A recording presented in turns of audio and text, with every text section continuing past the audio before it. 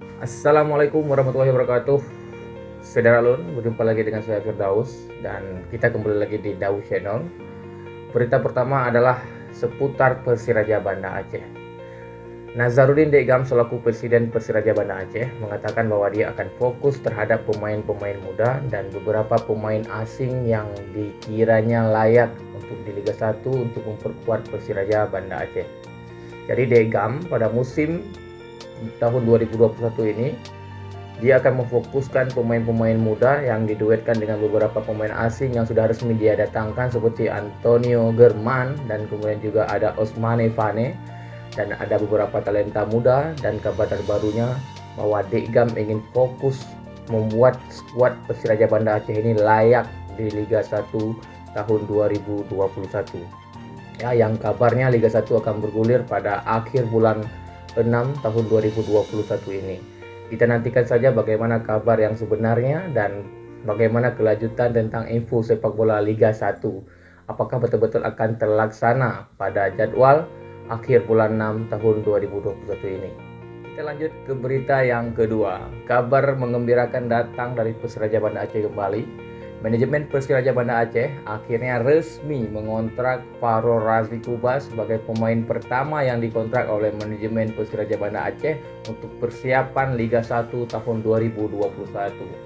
Perekrutan Fahrul Razi Kuba ini tentu akan menjadi sebuah langkah besar awal untuk membangun skuad baru, ya. Harapan dari Degam agar pemain-pemain ke depan dihuni oleh pemain-pemain muda perpaduan dengan beberapa pemain senior yang kira-kiranya nanti bisa berbicara banyak di Liga 1 tahun 2021 ini.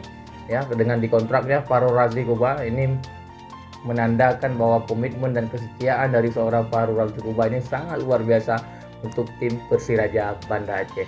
Dan kabarnya dia adalah pemain pertama yang dikontrak. Mungkin selanjutnya akan dikontrak beberapa pemain asing seperti Antonio German dan juga Osmane Fane.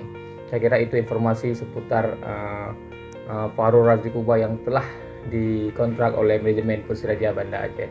Dan kita kembali ke informasi yang ketiga. Kabar mengejutkan kembali tentang sepak bola Aceh. Talenta muda Aceh yang dibidik dan dikontrak oleh Persis Solo kembali, yaitu seorang kiper kelahiran Langsa yaitu M. Fahri yang sehari-hari aktivitasnya itu bergabung juga dengan tim Dekvan FC di Kota Langsa. Dan M. Fahri kini resmi dikontrak menjadi kiper Persis Solo di skuad Persis Solo pada musim atau tahun 2021 ini.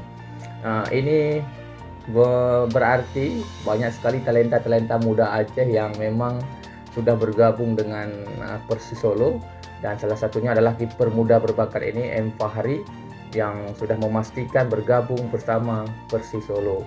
M. Fahri sendiri dikontrak oleh Persis Solo untuk musim 2021 hingga 2022. Saya kira itulah informasi tadi seputar Persiraja Banda Aceh dan seputar info transfer terupdate sekitar Persis Solo.